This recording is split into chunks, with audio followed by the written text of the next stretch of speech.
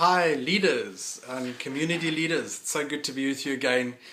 On my last one I shared a little bit about planning for your community meeting, which would happen ideally on a Wednesday night. I'd want to just briefly share, just for a couple of minutes, on different kinds of meetings, all right? Different kinds of meetings. It's so important to realize that no two meetings should ever be the same and look the same. God is a God of life.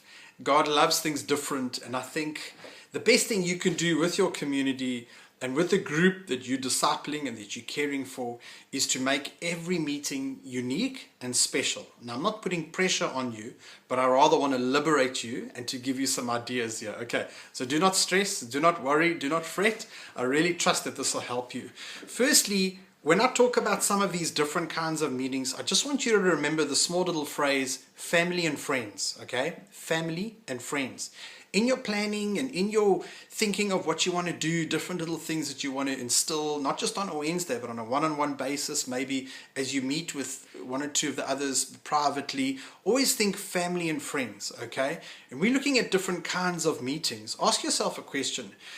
In your home, when you've got friends over, what are some of the things that you really enjoy doing with your friends?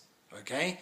And whatever that is, well, some of that probably should happen on a community night. All right? How about this? When you've got family over, some of your really close family, what are some of the things that you enjoy doing as a family?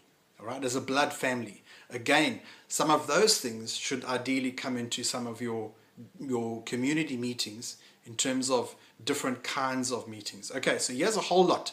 And as I mention them, think all the time family and friends. Okay, number one, just before we go through them all, you've got to keep it natural and real. All right, this is so cool. People look through you and they can see if you've now hectically planned this evening and you're a little stressed out. You've got to keep it natural, keep it real, keep it relaxed. And if it doesn't go the total way that you thought it would go, that's fine.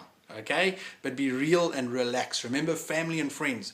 Treat your community and your group as family and friends, both together. Not just family and not just friends, family and friends. Okay, for the first kind of meeting you get is what I call social meetings. Okay, now that can be anything from a braai on the beach to a picnic on the beach to a pool party. I'm just mentioning a whole lot now. I heard Basil and Liesel had a picnic on the beach and they got everyone to bring fruit salad. I thought, like, what an amazing idea. That's so cool. It's so fresh, literally. But your social meetings is anything like that. There's normally food involved, but it's about building friendships and building relationships.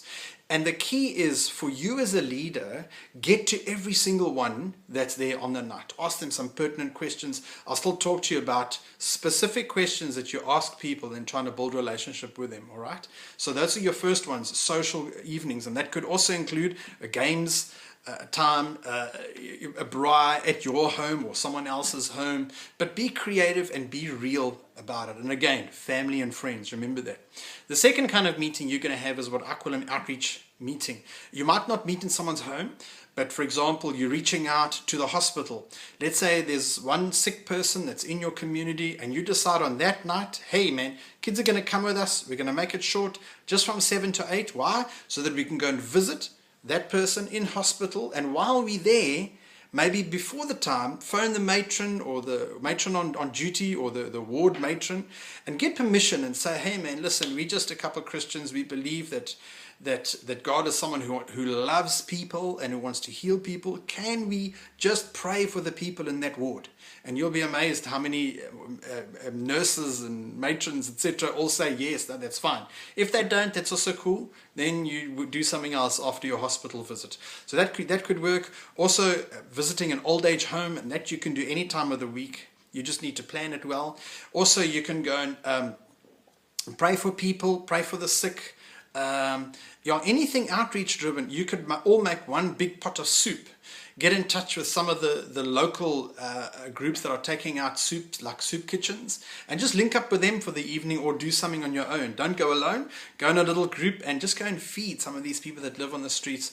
Just go and talk to them and love them. And sometimes they just want to be listened to. I remember my brother teaching me this, saying, John, sometimes in your reaching out to people, just listen to what people are saying.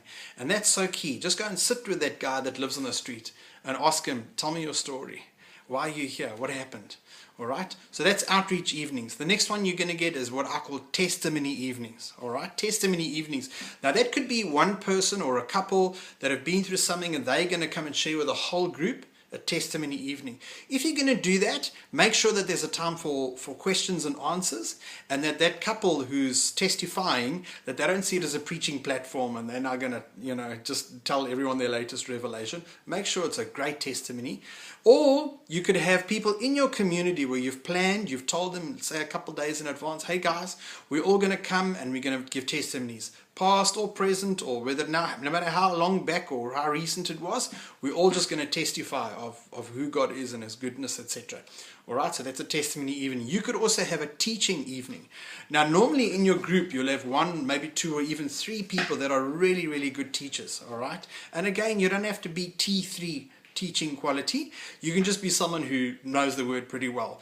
And that, when you identify those people, sit them down or have a meeting or on WhatsApp and a phone call, say, hey man, listen, here's 3 or 4 of the topics or theological things that I think we need to share at some stage. Why don't you pick one? And make sure that they just submit their notes to you before time, or their thinking, so that they're not going to share something that's not true. And then again, let them facilitate. If it's a teaching evening, let them facilitate. Let them teach a little bit, but also ask questions, all right? And try and get everyone involved in that evening, even through like a Q&A time, a questions and answer time at the end. Then another thing you can do is having a prayer evening. And that's super cool. I'm like, yes, okay. And by that, I also mean worship. So prayer and worship many times go together. You could have a prayer and a worship time where you start out in worship, and then you just end up praying. Man, you're praying for Andrew and the elders, or you're praying for all the community leaders, all the churches, people by name that you're trusting to get saved. I mean, prayer is so massive. You could probably end up praying for hours. Okay, so plan that. Tell the guys, hey guys, in 2 weeks' time, we're going to have a worship and a prayer time. Or just a worship time, or just a prayer time, okay? And again, just plan it well, all right? Then the last kind of evening which I've got here is just called sharing. And that's really just what I think many of you have been doing up to now, where you'd pick out a couple scriptures and speak about a certain topic or a certain verse. And that's good, but I want to encourage you to keep diversifying. Have different kinds of meetings. Don't just do that all the time. All right. There's many other kinds of meetings, and I'm sure if we get together, you guys could probably add to my list. But that's some of them. And don't forget that in all these kinds of meetings, remember always to start out with your announcements. Okay, you're going to get the email from the office. Don't forget, do the announcements, and then carry on with the rest of your meeting, whether it's a social or an outreach or a testimony evening, whatever. Don't forget your announcements. Hope that helps, and I hope you really enjoy having different kinds of meetings. Cheers, guys.